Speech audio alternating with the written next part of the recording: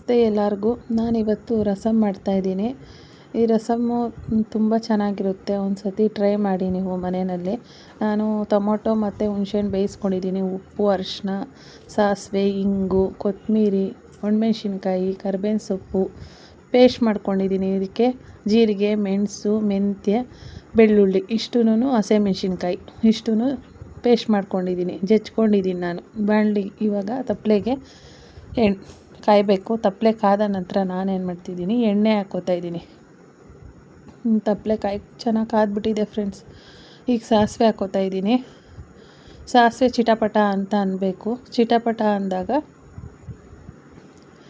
ಈಗ ನಾನು ಸ್ಲಿಮ್ಮಲ್ಲಿ ಇಟ್ಕೋತಾ ಇದ್ದೀನಿ. ಎಣ್ಣೆ ಚೆನ್ನಾಗಿ ಕಾದೋಗ್ಬಿಟ್ಟಿದೆ ಅಂತ. ಈಗ ಕರಿಬೇವಿನ ಸೊಪ್ಪು, ಒಣಮೆಣ್ಸಿನ್ಕಾಯಿ ಹಾಕ್ಕೋತಾ ಇದ್ದೀನಿ. ಹಸಿಮೆಣ್ಸಿನ್ಕಾಯಿನೂ ಹಾಕಿದ್ದೀನಿ, ನಾನು ಪೇಸ್ಟ್ ಮಾಡ್ಕೊಂಡಿದ್ದೀನಿ. ಒಣಮೆಣ್ಸಿನ್ಕಾಯಿಗೆ ಹಾಕ್ಕೋತಾ ಇದ್ದೀನಿ.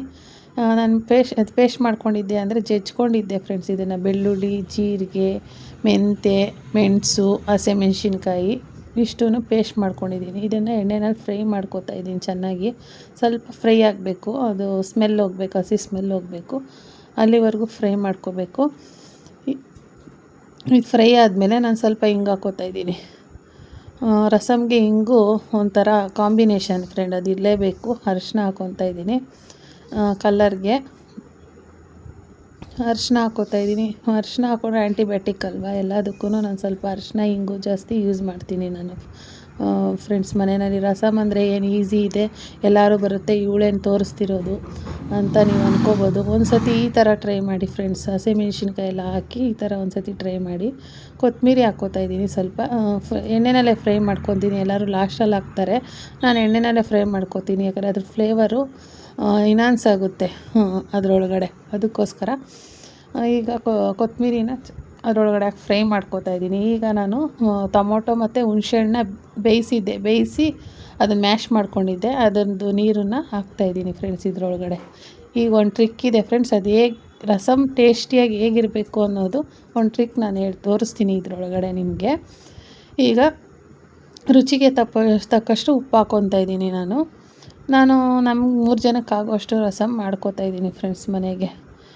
ಈಗ ಇದು ಚೆನ್ನಾಗಿ ಕಾಯಲಿ. ರಸಮ್ಮು ಚೆನ್ನಾಗಿ ಕಾಯಬೇಕು, ಕುದಿಬೇಕು ಅಂತಂದರೆ ಇದು ತುಂಬ ಕುದಿಬಾರ್ದು ಫ್ರೆಂಡ್ಸ್. ಜಾಸ್ತಿ ಕುದಿದ್ರೆ ಏನಾಗುತ್ತೆ, ರಸಮ್ ಫ್ಲೇವರ್ ಎಲ್ಲ ಹೊಂಟೋಗ್ಬಿಡುತ್ತೆ. ಅದೇ ನಾವು ಮಾಡೋದು ತುಂಬ ದೊಡ್ಡ ತಪ್ಪು. ರಸಮ್ ಚೆನ್ನಾಗಿ ಕಾಯಿಸ್ತೀವಿ, ಎಲ್ಲ ಸಾಂಬಾರು ಕಾಯಿಸೋ ಥರ ಕಾಯಿಸಬಾರ್ದು. ನೋಡಿ ಈ ಸ್ಟೇಜಲ್ಲಿ ಬರಬೇಕು, ಆ ನೊರೆ ಥರ ಬಂದಿದೆಯಲ್ಲ, ಅದು ಫುಲ್ಲು ಹೋಗಬಾರ್ದು, ಅದು ಹಾಗೇ ಇರಬೇಕು. ಆ ಟೈಮಲ್ಲಿ ನಾವೇನು ಮಾಡಬೇಕು, ಆಫ್ ಮಾಡಿಬಿಡ್ಬೇಕು ಗ್ಯಾಸು. ಜಾಸ್ತಿ ಕುದಿದ್ರೆ ಏನಾಗುತ್ತೆ, ಅದರಲ್ಲಿರೋ ಫ್ಲೇವರ್ಸ್ ಎಲ್ಲ ಹೋಗುತ್ತೆ. ಇದೇ ಫ್ರೆಂಡ್ ಮೇಯ್ನು ರಸಮ್ಗೆ ಇರೋದು, ಕುದಿಸ್ಬಾರ್ದು ಜಾಸ್ತಿ. ನೋಡಿ ರಸಮ್ಮು ತುಂಬ ಚೆನ್ನಾಗಿ ಕಾಣಿಸ್ತಿದೆ, ಗ್ರೀನ್ ಕಲರ್ ರಸಮ್ಮು. ಟೇಸ್ಟ್